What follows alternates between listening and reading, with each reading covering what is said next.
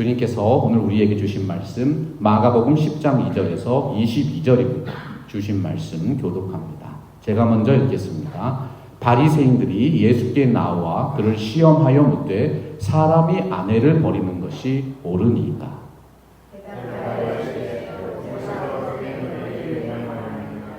이르되 모세는 이혼 증서를 써주어 버리기를 허락하였나이다.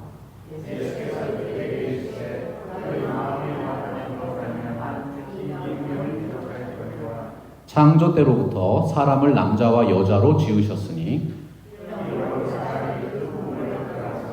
그 둘이 한 몸이 될지니라. 이러한즉 이제 둘이 아니요 한 몸이니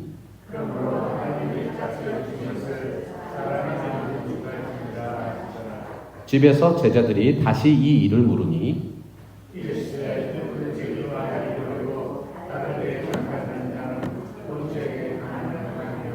또 아내가 남편을 버리고 다른 데로 시집가면 간음을 행함이니라.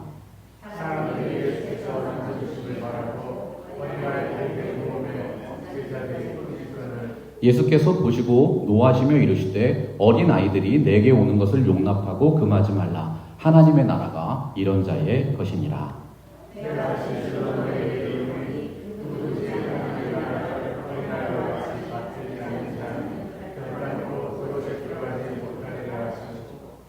그 어린 아이들을 안고 그들 위에 안수하시고 축복하시니라.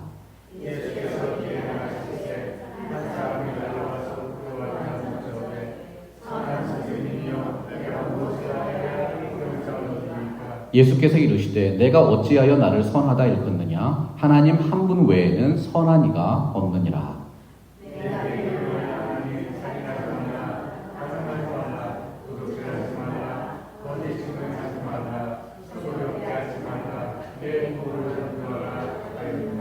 그가 여쭈어되 선생님이여 이것은 내가 어려서부터 다 지켰나이다.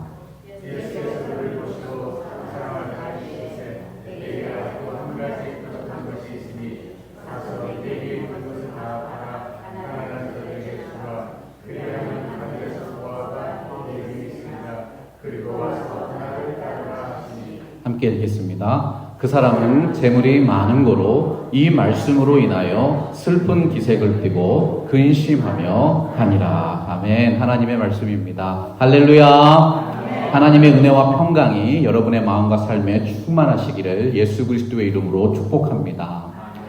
한 젊은이가 인생이 범하는 죄란 무엇인가, 죄의 본질이 무엇인지 궁금해서 그 시대의 지혜자를 찾아갔습니다. 선생님, 인간은 왜 끊임없이 마음속에서 솟구치는 죄악된 욕망을 이기지 못하고 죄를 범하면서 살아가는 것입니까? 그러자 지혜자가 이런 질문을 합니다. 두 아이가 더러워진 굴뚝을 청소했습니다. 한 아이는 얼굴이 새까맣게 되어서 내려왔고 다른 아이는 깨끗한 얼굴로 내려왔습니다. 두 아이 중에 누가 세수를 해야 합니까? 젊은이가 대답했어요. 그야 당연히 얼굴이 더럽혀진 아이가 씻어야겠지요. 지혜자는 그 젊은이의 대답을 듣고 죄에 붙잡힌 인생의 모습을 이렇게 설명했습니다. 얼굴이 더러운 아이는 얼굴이 깨끗한 아이를 보고 자기도 깨끗한 줄 알고 세수하지 않습니다. 그러나 얼굴이 깨끗한 아이는 얼굴이 더러운 아이를 보고 자신을 경계하면서 세수하는 것입니다. 사랑하고 존경하는 성도 여러분, 여러분들의 마음과 삶을 자유롭게 하는 양심의 기준은 어디에 있을까요? 사도 바울이 갈라디아서 6장 1절에서 말씀했습니다. 형제들아, 사람이 만일 무슨 범죄한 일이 드러나거든 신령한 너희는 온유한 심정으로 그러한 자를 바로잡고 너 자신을 살펴보아 너도 시험을 받을까 두려워하라. 세상적인 의로움은 언제나 다른 사람의 모습 속에서 자신의 의로움을 발견하는 비교 의식을 통해서 만족됩니다. 그러나 성경적인 의로움은 그렇지 않습니다. 전능하신 하나님 앞에 나 자신을 세우고 하나님 앞에서 스스로 죄인임을 깨닫는 믿음에서 출발하는 것이죠. 하나님께서 허락하시는 은혜와 진리이신 예수 그리스도를 통해서 진정한 양심의 자유를 얻게 되는 것입니다. 기독교인들의 매일매일의 삶은 세상에서 일어나는 크고 작은 사건들과 무관하지 않습니다. 양심의 문제는 우리가 날마다 만나는 수많은 현실의 문제 중에 한 가지입니다. 그리스도인들은 세상 속에서 살고 있습니다. 세상과 영향을 주고받으면서 살아가고 있습니다. 여러분, 바로 이 지점에서 정말 중요한 것이 무엇일까요? 기독교인들이 어떻게 세상을 이해해야 하는가? 어떻게 세상과 관계해야 하는가? 어떻게 세상을 변화시킬 것인가? 그리스도인들의 신앙과 삶에 있어서 이 세 가지 질문은 정말로 중요한 과제인 것이죠. 오늘 말씀 1절 보면 예수께서 요단강을 건너가셨을 때 많은 사람들이 모여들었습니다. 그들은 각자가 다양한 인생의 질문을 품고 주님께로 나온 분들이었어요. 어떤 이들은 주님을 시험할 목적으로 질문하는 사람도 있었습니다. 어떤 사람들은 진리에 목마르고 은혜에 굶주린 양처럼 예수님을 찾아온 분들도 있었습니다. 오늘 말씀에서 우리는 인생이 그렇게 해결받기 원하는 세 가지 근본적인 질문을 발견하게 됩니다. 주님께서 어떻게 대답하셨을까요? 세상을 이기는 힘, 예수 그리스도라는 제목으로 세상을 이기는 신앙이란 무엇인가? 예수님의 지혜를 배워보기 원합니다. 2절 말씀 보니까 바리새인들이 예수님을 시험하면서 질문했어요. 사람이 아내를 버리는 것이 옳으니까. 성경적인 이혼의 문제는 당시에도 상당한 논쟁이 있는 사안이었습니다. 바리새인들 사이에서도 가늠 외에는 절대로 이혼을 할 수 없다는 보수적인 입장과 아내가 잘못을 하거나 남편이 아내가 싫어지면 언제든지 증서를 주어서 이혼할 수 있다는 개방적인 입장이 서로 대립하고 있었어요. 중요한 것은 이 논쟁의 의도가 사회적인 정의나 공동체의 거룩함을 실현하려는 율법의 근본 정신을 훼손했다는 데 있습니다. 바리새인들은 사회적인 약자를 생각하지 않았습니다. 자신들이 기득권을 지키기 위한 수단으로 율법을 악용하는 죄를 범하고 있었던 것이죠. 오늘 말씀에서도 언뜻 보면 그 시대의 가장 민감한 문제 중 하나였던 이혼 문제에 대해서 질문하고 있어요. 하지만 그들의 속마음에는 딴 의도가 있었지요. 예수님에게 어렵고 곤란한 질문을 던져서 시험에 빠뜨리는 것이 목적이었습니다. 예수님께서 그들의 의도를 아시고 반문하십니다. 모세가 어떻게 너희에게 명령하였느냐? 바리새인들이 대답했어요.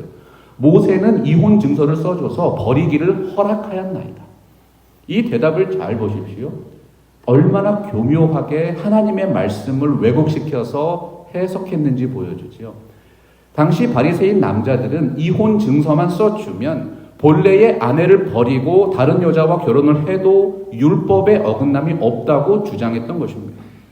이혼에 대한 모세의 율법은 신명기서 24장 1절에 근거하고 있습니다. 이 말씀 보세요. 이혼을 할 수 있는 전제 조건이 무엇이지요? 아내가 수치되는 일을 범했을 때. 당시 바리새인들은 그 조항을 싹 빼뜨렸습니다. 마치 남편이 원하면 아무 때나 이혼 증서를 써주고 아내를 버릴 수 있는 것처럼 말했던 것입니다. 바리새인들은 여자와 아내를 노예와 다름없다고 생각했어요. 아내가 간음과 같은 심각한 죄를 범하지 않았다 하더라도 말도 안 되는 구실과 핑계를 달아서 남편이 원하면 언제든지 아내를 버릴 수 있다고 주장했던 것입니다. 여러분, 하나님께서 우리에게 허락하신 말씀의 법은 선한 목적을 가지고 있습니다. 바리새인들이 악한 의도로 하나님의 말씀을 왜곡시키는 것을 보고 예수님께서 말씀하셨습니다. 그러므로 하나님이 짝지어 주신 것을 사람이 나누지 못할지니라. 예수님의 말씀은 왜 모세의 율법에 이혼 규정이 만들어졌는지 그 이유를 명확하게 설명하시는 것입니다. 율법의 핵심이 무엇입니까? 남편은 음행한 연고 없이 아내를 함부로 버릴 수 없다는 것입니다. 일부 다처제를 허용하는 남성 중심의 이스라엘 사회 속에서 여성들은 폭언과 폭행을 당해도 노예처럼 다 참아야 했습니다. 말도 안 되는 이유로 남편에게 버림을 받아도 어디에도 하소연할 수 없는 사회적인 약자였던 것이지요. 예수님이 아주 강하게 책망하신 것입니다. 너희가 누구간데 하나님이 짝주어 주신 관계를 너희 마음대로 나누려고 하느냐. 여기서 중요한 것이 무엇입니까? 예수님이 간음이 죄가 아니라고 말씀하지 않았다는 것입니다. 주님께서는 남편과 아내 쌍방이 하나님이 짝지어 주신 부부 관계를 순결한 사람으로 지켜야 한다고 강조하셨어요. 오늘날 세상을 보면 간음이나 간통죄는 이미 사회적인 규범의 문제이기 전에 개인적인 사생활의 문제가 되어버렸습니다. 성이 개방되었습니다. 성이 상품화되었습니다. 심지어는 동성애가 사회적인 약자로 보호되는 시대에 살고 있습니다. 하지만 여러분, 우리 그리스도인들은 분명히 알고 있는 것이지요. 성경이 경계하는 마지막 시대의 표적은 성적인 타락입니다. 로마서 12장 1절 말씀, 우리의 마음속에 새기면서 살아야 하지요. 우리 한번 같이 선포해 볼까요? 시작. 그러므로 형제들아, 내가 하나님의 모든 자비하심으로 너희를 권하노니 너희 몸을 하나님이 기뻐하시는 거룩한 산 제물로 드리라. 이는 너희가 드릴 영적 예배니라. 거룩한 삶이 하나님이 기뻐 받으시는 참된 예배입니다. 성경이 말씀하는 영적인 타락은 육적인 타락과 결코 무관하지 않습니다. 바리새인이라는 말은 가장 순결한 신앙인이라는 뜻이에요. 그러나 그들은 모세의 율법을 악용해서 자신들의 기득권과 육체적인 타락을 정당화시키기 원했던 것입니다. 여러분, 우리가 주님의 말씀을 지키면서 살아가려고 할 때 세상이 우리를 시험합니다. 태초의 에덴 동산에서 뱀이 던졌던 바로 그 질문이지요. 하나님께서 정말로, 하나님께서 정녕 그렇게 말씀하시더냐. 근대의 역사를 살펴보면 인간은 대체로 신의 존재를 부정하고 이성 중심적인 사고를 추구해 왔습니다. 그런데 놀랍게도 오늘날 세계 도처에서는 새로운 신생 종교들이 무수히 생겨나고 있습니다. 고도로 발전한 현대 문명과 황폐해져가는 인간의 정신과 마음이 인생을 다시 종교로 돌아오게 만들고 있는 것이지요. 사람들은 오늘날 우리가 살고 있는 이 세상을 영성의 시대라고 부릅니다. 영적인 것들을 숭배하고 영적인 것들을 추구하는 시대입니다. 그러나 세상이 추구하는 영성의 시대에는 기독교가 말씀하는 영이신 하나님이 아닙니다. 성령 충만한 삶을 의미하는 것이 아니지요. 그들이 추구하는 영성은 세상의 영입니다. 세상 사람들은 인간이 필연적으로 갈급해할 수밖에 없는 종교에 관심을 갖기 시작했습니다. 마음의 허무함을 만족시키기 위해서 각종 이단적인 종교와 사상을 만들어내고 있는 것이죠. 그러므로 우리 그리스도인들은 정확하게 분별해야 합니다. 그 질문의 형태가 무엇이든지 우리를 시험에 들게 만드는 언어에는 특징이 있습니다. 교묘하게 하나님의 말씀을 왜곡시켜서 자기중심적인 유익을 추구하는 것입니다. 에덴 동산에서 뱀의 언어에 속아 넘어간 여자의 반응이 무엇이었습니까? 여자가 그 나무를 본즉 먹음직도 하고 보암직도 하고 지혜롭게 할 만큼 탐스럽기도 한 나무인지라. 세상은 말씀의 진리를 왜곡시키고 안목의 정욕을 자극하는 세상적인 처세술을 제안하고 있습니다. 그럴듯하지요. 지혜로워 보이지 않습니까? 세상이 추구하는 안목의 정욕을 끊어버리고 예수 그리스도의 진리를 바라보셔야 합니다. 오늘 말씀 11절과 12절에서 예수님이 친히 말씀하셨어요. 이르시되 누구든지 그 아내를 버리고 다른 데에 장가드는 자는 본처에게 간음을 행하며 또 아내가 남편을 버리고 다른 데로 시집가면 간음을 행함이니라. 이 땅에서 살아가는 수많은 사람들이 오늘 말씀에 바리새인들 같은 질문을 던지면서 살아가고 있습니다. 사람이 아내를 내어버리는 것이 옳은가? 우리 그리스도인들은 세상이 추구하는 안목의 정욕을 버리고 세상을 이기는 힘이 되어주시는 진정한 진리를 추구해야 하는 것입니다. 이 땅에 있는 수많은 영적인 맹인들에게 주님께서 허락하신 진리가 무엇일까요? 가라, 너의 믿음이 너를 구원하였느니라. 그가 곧 보게 되어 예수를 길에서 따르니라. 우리 주 예수 그리스도의 진리의 말씀이 세상을 이기는 가장 확실한 능력인 것입니다. 마가복음 10장 37절 보니까 또 하나의 중요한 인생들의 요청이 나옵니다. 여짜오되 주의 영광 중에서 우리를 하나는 주의 우편에 하나는 좌편에 앉게 하여 주옵소서. 모든 인생들은 높아지기를 원합니다. 수많은 이생의 자랑거리를 남기기 원합니다. 야고보와 요한이 이제 십자가를 향해서 고난의 발걸음을 시작하신 예수님에게 요청했던 거예요. 나중에 예수님이 잘 되시면 우리들을 예수님 바로 옆자리에 앉혀 주옵소서. 예수님이 이러한 인생의 질문에 어떻게 답변하셨어요? 너희 중에 누구든지 으뜸이 되고자 하는 자는 모든 사람의 종이 되어야 하리라. 인자가 온 것은 섬김을 받으려 함이 아니라 도리어 섬기려 하고 자기 목숨을 많은 사람의 대속물로 주려 함이니라. 높은 자리를 청탁하는 제자들의 모습은 세속적인 권위의식에 사로잡힌 타락한 종교 지도자들을 대표하고 있습니다. 올바른 권위는 정직과 정의의 기초를 두고 균형 있는 공동체의 성장을 이끌어내지요. 하지만 세속적인 권위의식은 권력 자체에 집착합니다. 바로 그 권력의 힘을 통해서 다른 사람을 자신의 뜻대로 복종시키는 것에 관심이 있는 거예요. 오늘 말씀 13절 보십시오. 사람들이 얼마나 본성적으로 권위적인 마음이 있는지를 보여주고 있습니다. 사람들이 예수께서 만져주심을 바라고 어린 아이들을 데리고 오매 제자들이 꾸짖었다. 제자들이 왜 사람들을 꾸짖었을까요? 제자들은 그들이 누구든 높으신 예수께로 나아오려면 자신들의 허락을 받아야 한다고 생각했어요.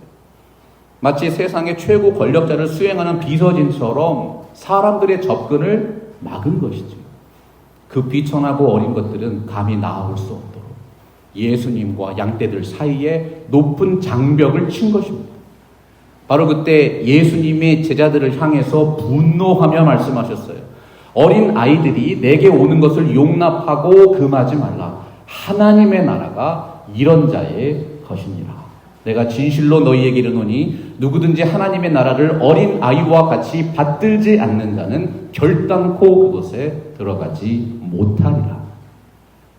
성경은 보통 어린아이를 미숙하고 미련한 존재로 말씀합니다. 어린 아이들이 가지고 있는 부정적인 측면이지요. 하지만 오늘 말씀에서 예수님은 어린 아이들이 가지고 있는 긍정적인 모습을 우리에게 말씀해 주고 있어요. 아이들을 생각해 보십시오. 무엇이든 배우려고 합니다. 질문도 많고 실수도 많지만 자기 자신의 부족함을 채우기 위한 배움의 열정만큼은 아이들을 따라갈 수가 없지요. 겸손하게 하나님의 뜻을 구하며 나아오는 어린아이와 같은 신앙을 우리들에게도 요구하고 계신 것입니다. 아이들은 순종을 참 잘합니다. 아이들은 자신을 따르는 분의 말이라면 판단하지 않습니다. 그저 믿는 마음으로 순종하는 거예요. 마찬가지로 예수님은 의심하지 않고 전적으로 하나님을 의지하는 진실한 믿음을 우리에게 요구하고 계십니다. 아이들의 마음을 보신 적이 있어요? 마음의 의도가 순수합니다. 아이들에게 물어보세요. 이 다음에 커서 강도나 도둑 같은 나쁜 사람 되고 싶습니다. 이렇게 말하는 아이 보셨어요? 거의 없다는 것이죠. 아이들은 교활하게 속이면서 다른 사람을 이용하는 처세술을 발휘하지 못합니다. 예수님은 바로 그렇게 하나님 앞에서 청결한 사람이 하나님의 나라에 들어갈 것이라고 교훈하고 계신 것이죠. 겸손하게 성장하는 신앙이 구체적으로 어떠한 삶일까요? 염소 2마리가 겨우 1마리가 지나갈 만한 좁은 오솔길을 서로 마주보며 걸어오고 있었어요. 마침내 두 염소가 한 지점에서 마주치게 되었습니다. 잠시 망설였던 염소들은 서로 머리를 낮추고 충돌하기 위해서 돌진 준비를 했어요. 그런데 밑에서 위로 올라가던 염소가 길바닥에 납작 엎드립니다. 내려오던 염소는 가볍게 그의 등을 밟고 타고 넘어갔어요.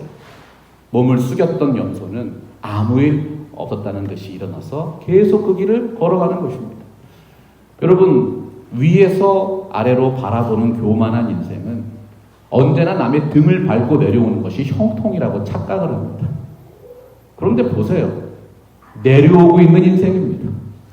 하나님이 원하시는 올라가는 인생들은 언제나 겸손하게 엎드려서 올라가고 있는 것이죠. 이것이 바로 세상 나라와 하나님 나라의 차이입니다. 세상에서는 힘이 있고 권력이 있는 자들이 대접을 받습니다.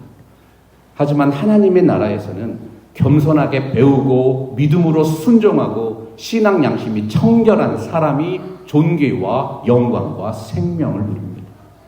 예수님 말씀하셨어요. 하나님의 나라가 바로 그런 자의 것입니다. 말씀이 약속하는 천국의 상급이 오늘 예배에 참여하신 여러분들의 삶에 풍성케 되시기를 축복합니다. 진정한 그리스도인은 세상이 내세우는 이생의 자랑을 버리고 세상을 이기는 힘, 예수 그리스도의 마음을 품은 분들입니다. 주님께서 세우신 교회는 세상과는 다른 가치와 다른 기준을 가지고 있습니다. 왜냐하면 교회는 천국의 모형이기 때문이죠. 우리 팜스프링스 개혁 장로교회에서는 섬기는 분들이 존중받고 칭찬받는 분들입니다. 예수님의 마음으로 교우분들을 섬기시는 하나님이 원하시는 교회가 되셔서 들어와도 복을 받고 나가도 복을 받는 축복의 도성 팜스프링스 개혁 장로교회 성도님들 되시기를 주님의 이름으로 축원합니다. 돈이 과연 사람을 바꿀 수 있는가? 수많은 사람들이 궁금해하는 인생의 질문을 검증하는 프로젝트가 있었어요. 어느 기업에서 실험을 했습니다. 직원들에게 엄청난 인센티브를 주겠다고 말하면서 도전적인 일을 시켰어요. 그러자 회사의 사람들이 더욱 열심히 일을 해서 많은 결과물을 내었지요. 어떻습니까, 여러분? 과연 돈이 사람의 삶의 방식을 바꾼 것이지요. 그런데 얼마 정도 시간이 지나니까 그 기업에 심각한 문제가 생겼습니다. 돈이 사람의 행동을 지배하고 난 다음부터는 사람들이 서로 신뢰하지 않게 된 것입니다. 서로를 배려하지 않게 된 거예요. 자신이 남보다 돈을 더 많이 벌어야 하기 때문에 사람보다 돈에 더 많은 신뢰를 둡니다. 모든 것을 돈으로 판단하고 돈으로 결정하고 돈에 모든 것을 맡기고 사는 희한한 공동체가 되었다는 것이죠. 결과적으로 사람들이 그 프로젝트를 통해서 깨닫게 되었어요. 인생이 물질을 목적으로 삼고 살아가면 진정으로 사람의 마음을 얻을 수는 없다. 오늘 말씀 17절 보니까 모든 인생들에게 가장 중요한 근본적인 질문이 나옵니다. 선생님이요, 내가 무엇을 하여야 영생을 얻으리이까? 이 질문을 던진 사람은 부자 청년이었습니다. 예수님께 달려와서 무릎을 꿇고 영원한 생명을 얻는 방법이 무엇인지 질문했습니다. 주님 앞으로 나온 청년의 모습을 보세요. 얼마나 아름다운 모습입니까? 높은 자리와 권력을 탐하는 제자들과는 비교도 할 수 없을 만큼 좋은 신앙의 모습이지요. 청년은 출세의 기회를 얻기 위해서 주님께 나아오지 않았습니다. 단순한 종교적인 호기심으로 예수님께 질문한 것이 아니었어요. 그저 겸손하게 달려나와서 하나님의 뜻을 구했습니다. 그는 이미 세상에서 아쉬울 것이 없는 큰 부자였습니다. 좋은 교육을 받았습니다. 나름대로 율법의 가르침에 순종하면서 성실하게 살아온 모범적인 사람이었습니다. 그런데 예수님께서 한 가지 부족한 것이 있다고 말씀했어요. 그 청년의 문제가 무엇이었습니까?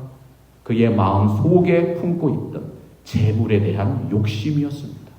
내게 아직도 한 가지 부족한 것이 있으니 가서 내게 있는 것을 다 팔아 가난한 사람들에게 주라. 그리하면 하늘에서 보화가 내게 있으리라. 그리고 와서 나를 따르라. 예수님은 사실 재물 자체에 대한 부정적인 인식을 말씀하신 것이 아니지요. 젊은 세대의 사고방식과 가치관에 문제가 있었다는 것입니다. 정당한 재물이 왜 문제겠습니까? 의로운 부자로 하나님 나라 확장을 위해서 선용하고 베풀 수도 있습니다. 그러나 부자 청년에게는 재물이라는 것이 하나님의 나라와 견줄 수 있을 만큼 소중한 것이었어요. 하나님과 재물을 비교해서 둘 중에 하나를 선택해보라는 질문에 상당히 당황하면서 고민했던 것이죠. 여러분, 우리 다 같이 마태복음 13장 44절 같이 한번 읽어보겠습니다. 시작. 천국은 마치 밭에 감추인 보화와 같으니 사람이 이를 발견한 후 숨겨두고 기뻐하며 돌아가서 자기의 소유를 다 팔아 그 밭을 사느니라. 사람이 정말로 값어치 있는 것을 발견하면 다른 것을 다 포기하더라도 그 보화를 얻기 위해서 노력합니다. 예수 그리스도 안에 있는 영생과 천국의 가치는 그 청년이 가지고 있었던 금은 보화와 결코 비교할 수 없었다는 것이죠. 예수님의 인격을 닮아가기 원했습니다. 예수님의 삶을 닮아가려는 열정도 있었습니다. 그런데 무엇이 문제입니까? 젊은 세대의 가치관과 세계관이 예수 그리스도를 믿는 신앙 안에서 바르게 세워지지 못했다는 것입니다. 인생은 스스로 가치 있다고 여기는 것에 마음을 두고 가치 있다고 생각하는 일에 시간과 노력을 바치게 되어 있습니다. 어떻게 하면 영생을 얻겠습니까? 예수 그리스도 안에 있는 천국과 영생이 가장 가치 있고 소중한 것이라고 믿고 사는 사람들이 그리스도인들입니다. 우리가 지금 누리고 있는 모든 것, 하나님께서 은혜로 주신 것들이지요. 오늘 말씀 22절이 그 청년의 불신앙은 이렇게 표현하고 있습니다. 그 사람은 재물이 많은 거로 이 말씀으로 인하여 슬픈 기색을 띠고 근심하며 가니라. 예수님은 부자 청년이 고민하며 떠나간 다음에 그가 시험에 들었던 불신앙의 원인이 어디에 있는지 제자들에게 말씀하셨어요. 재물이 있는 자는 하나님의 나라에 들어가기가 심히 어렵도다. 단순히 재물이 많은 것이 죄가 된다는 뜻입니까? 아니지요. 부자는 천국에 들어갈 수 없다고 말씀하시는 것이 아닙니다. 부자 청년이 그 마음속에 품고 있었던 죄의 근원에 대해서 말씀하시는 거예요. 끝없는 탐욕을 채우기 위한 인간의 부패와 죄성을 지적하셨습니다. 청년의 질문이 무엇이었지요? 어떻게 하면 영원한 생명을 얻겠습니까? 예수님이 반문하신 것입니다. 이 땅에서 내가 지금 누리고 있는 재물이냐 아니면 영원한 생명과 천국이냐 둘 중에 하나를 선택해봐. 그 청년은 엄청난 부자였습니다. 죽음 이후에나 들어가는 천국과 영생에 대한 약속이 과연 오늘날 그가 이미 누리고 있는 재물의 가치와 영향력보다 더 커 보였을까요? 여러분, 이것이 바로 사람들을 유혹하고 넘어뜨리는 재물의 능력입니다. 사람들의 마음속에 있는 그 부패한 죄성을 어떻게 이겨낼 수 있을까요? 제자들이 낙심을 하면서 고백했어요. 그런 중 누가 구원을 얻을 수 있겠는가? 예수님이 저희를 보시면서 정말 놀라운 해결책을 제시해 주십니다. 사람으로서는 할 수 없으되 하나님으로서는 그렇지 아니하니 하나님으로서는 다 하실 수 있느니라. 이것이 무슨 뜻일까요? 인생이 영생을 얻는 유일한 길이 무엇인가? 하나님의 은혜와 능력이 아니고서는 영생을 얻을 방법이 없다고 말씀하신 것입니다. 구원에 이르는 믿음은 마치 불치병으로 고생하는 환자가 그 병을 고치기 위해서 모든 방법을 찾고 구하는 심정과 똑같아요. 죽음을 앞두고 있는 사람에게 30년을 더 살 수 있는 방법이 있다고 말해보세요. 그분은 정말 어떤 방법을 치르고서라도 어떤 대가를 치르고서라도 그 30년을 더 살 수 있는 길을 선택하는 것이지요. 오늘 말씀에 성경이 말씀하시는 것입니다. 천국은 모든 것을 다 팔아서 보화가 가득 들어있는 밭을 사는 것과 같다. 정말로 천국과 영생을 얻기 원한다면 그 구원을 누리는 유일한 길, 예수 그리스도를 영접하지 않겠습니까? 청년의 고민은 이 땅을 살아가고 있는 모든 인생들의 고민입니다. 그는 결국 믿음이 없었던 것입니다. 그는 영원한 구원이 하나님으로부터 오는 것이 아니라 자기 자신으로부터 나온다는 잘못된 신앙을 가지고 있었어요. 성경은 그러한 불신앙을 가리켜서 자기 의로움이라고 말씀합니다. 자기의 의로움을 구원의 조건이라고 생각하는 사람들은 모든 가치가 상대적입니다. 재물이냐 구원이냐. 여러분, 이러한 질문 자체가 얼마나 부질없는 생각입니까? 재물과 구원의 가치를 비교하는 것이 아니고 재물의 가치와 하나님의 가치를 비교하신 것입니다. 하나님이 재물과 비교할 수 있는 분이세요. 모든 소유를 다 팔아서 그 밭에 있는 보화를 사는 게 아니에요. 그 보화가 들어있는 밭을 사는 것입니다. 이것이 신앙생활이에요. 이 놀라운 신앙의 원리를 마태복음 6장 33절이 우리에게 교훈하고 있죠. 같이 한번 선포하겠습니다. 시작. 그런즉 너희는 먼저 그의 나라와 그의 의를 구하라. 그리하면 이 모든 것을 너희에게 더하시리라. 더하신다는 말씀, 소위 말하는 플러스 알파가 아닙니다. 덤으로 우리에게 무엇인가를 주신다는 뜻이 아닙니다. 그의 나라와 그의 의를 구하는 삶 속에 바로 그 놀라운 보화가 전부 들어있다는 뜻입니다. 예수님께서 오늘 말씀 29절과 30절에서 어떻게 말씀하십니까? 예수께서 이르시되 내가 진실로 너희에게 이르노니 나와 복음을 위하여 집이나 형제나 자매나 어머니나 아버지나 자식이나 전토를 벌인 자는 현세에 있어 집과 형제와 자매와 어머니와 자식과 전토를 100배나 받되 박해를 겸하여 받고 내세에 영생을 받지 못할 자가 없느니라. 보화만 사신 것이 아니라 그 밭 전체를 사신 것입니다. 사랑하고 존경하는 성도 여러분, 전능하신 하나님이 모든 것의 원천이십니다. 세상이 말하는 죄의 유혹을 이기고 천국의 상급을 위하여 더욱 신실하게 나아가는 진정한 신앙의 승리자가 되시기를 예수 그리스도 이름으로 축복합니다. 오늘 말씀을 통해서 우리들은 모든 인생에 그렇게 해결받기 원하는 세 가지 질문에 대한 해답을 발견했습니다. 하나님을 의지하는 믿음은 우리가 매일 만나게 되는 무수한 삶의 현실 속에서 역사합니다. 예수님께서 말씀하시는 세상을 이기는 힘이 있습니다. 무릇 하나님께로부터 나은 자마다 세상을 이기느니라. 세상을 이기는 승리는 이것이니 우리의 믿음이니라. 예수님을 믿는다는 것은 영적인 일이기도 하지만 참으로 현실적인 문제입니다. 그리스도 예수 안에 있는 영원한 생명과 하나님의 나라입니까? 아니면 마지막 날에 썩어 없어지는 이 땅의 것들입니까? 세상을 이기는 힘이신 예수 그리스도 안에서 하나님의 말씀이 약속하신 그 놀라운 은혜와 복을 누리고 살아가시는 지혜로운 인생길 되시기를 주님의 이름으로 축원합니다. 함께 기도하겠습니다. 사랑과 은혜가 풍성하신 하나님 감사합니다. 세상을 이기는 힘 예수 그리스도의 승리가 오늘 예배의 자리에 나오신 모든 분들의 마음과 삶에 온전히 이루어지게 하여 주옵소서. 감사드리며 예수님의 이름으로 기도합니다. 아멘. 말씀 앞에서 경외함으로